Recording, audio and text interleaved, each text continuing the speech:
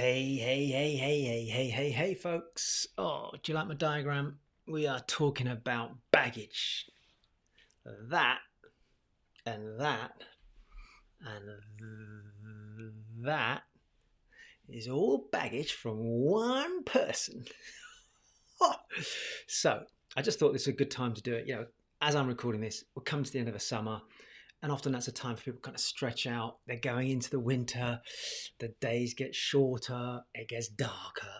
And, Christmas hasn't quite arrived for that nice buzzy feeling of Christmas and then into the new year. So there's a weird emotional shift that happens with people going through autumn into winter.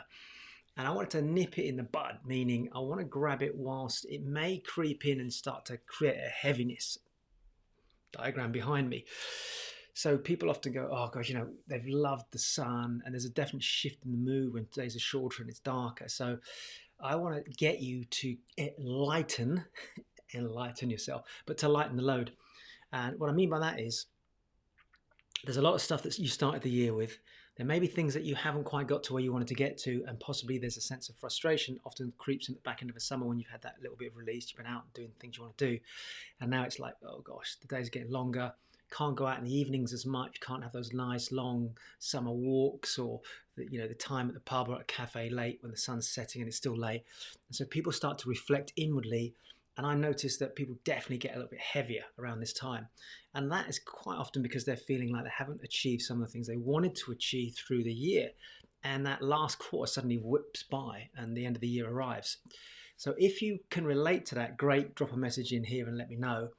If it's something you're aware of, you've seen other people, that's fine as well. But it does typically affect everybody in some way, shape or form, unless you're extremely driven and there's a lot going on and you haven't got time to look at those things. But it happens to all of us. So even if it's not this phase in your life, it could be another stage. This is a process to go through. And I'm going to keep it brief, but I just want to clarify what I mean by the baggage. So when there are things that you are aware that you've been wanting to do, and you often say to you, I haven't been able to do that because, or I was going to do that, but I couldn't do it because, or I was going to go and give that person a ring, that old friend of mine, or I was going to go on a date with that lady, that man, or whatever it is, but I chose not to do it because. What is the thing that ends the sentence?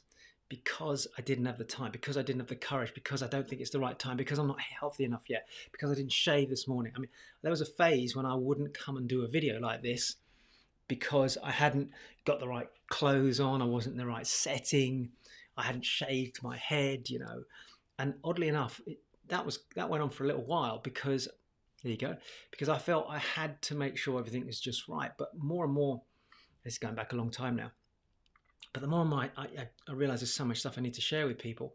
And I realized, authenticity is always one of the core elements of any form of powerful communication. I talk about this in my CWI process. So for me, just being able to share, no matter how I was feeling, openly and honestly, enable people to just get a strong message across. So there's a classic example of because. Other people say, I don't want to get fit, or I can't get fit at the moment because you don't understand. It's too dark outside and I like to run when it's lighter. Or I can't go and eat healthy food because I can't get to the shops in time, or whatever. There's going to be a whole bunch of these becauses. Each one of those because is a belief. Think of it this way. Negative beliefs or restrictive beliefs or beliefs that are holding you back are essentially baggage. How much baggage are you carrying? That's probably the key question.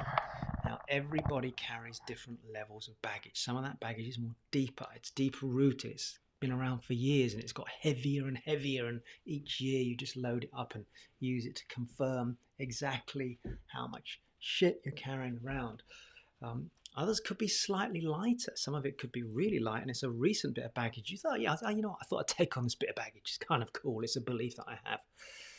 So, best thing to do is, how do you feel about that piece of baggage? How do you feel about that excuse that you've made? Do you really feel that that's, like I felt, I only want to get my message out. I don't have to be in the perfect position with the perfect light and the camera set up in exactly the right way.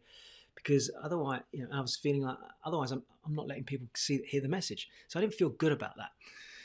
So you've got to ask yourself the question, how do you feel about putting these things off? How do you feel about constantly spewing out or carrying that bit of baggage around? Oh, I'm going to this meeting today. And they're probably going to ask me a few things about maybe going out to meet some new clients. Let me carry this bit of baggage with me just in case I need to get it out and share it. Or, I've been wanting to go out on that date with that person, let me just carry this bit of baggage. So if anybody asks me when I get to the family, how's it going? At the moment, have you met somebody? I'm just going to carry my bit of baggage with me.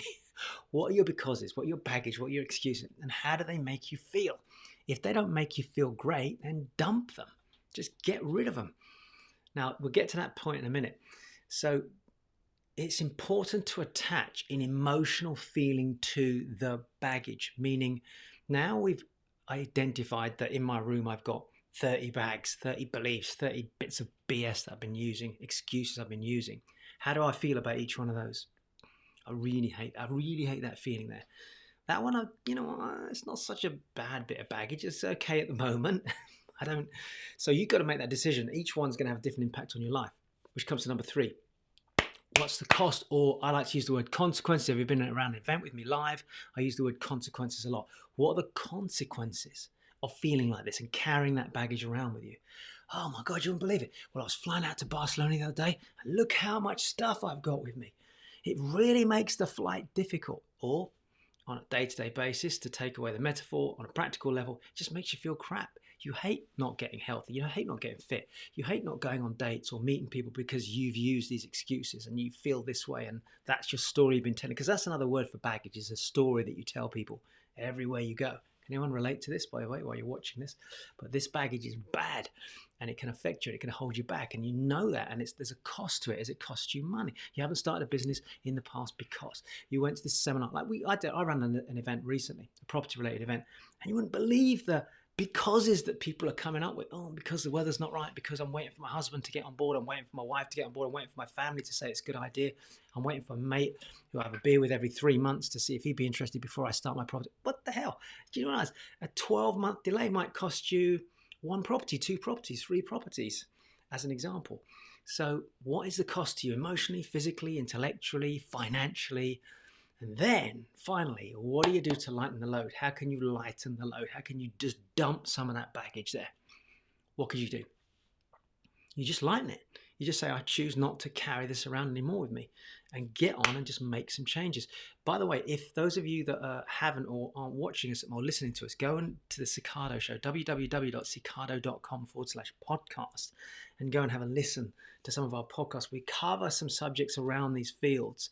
And I think it's important because sometimes you just need to hear somebody going through that process.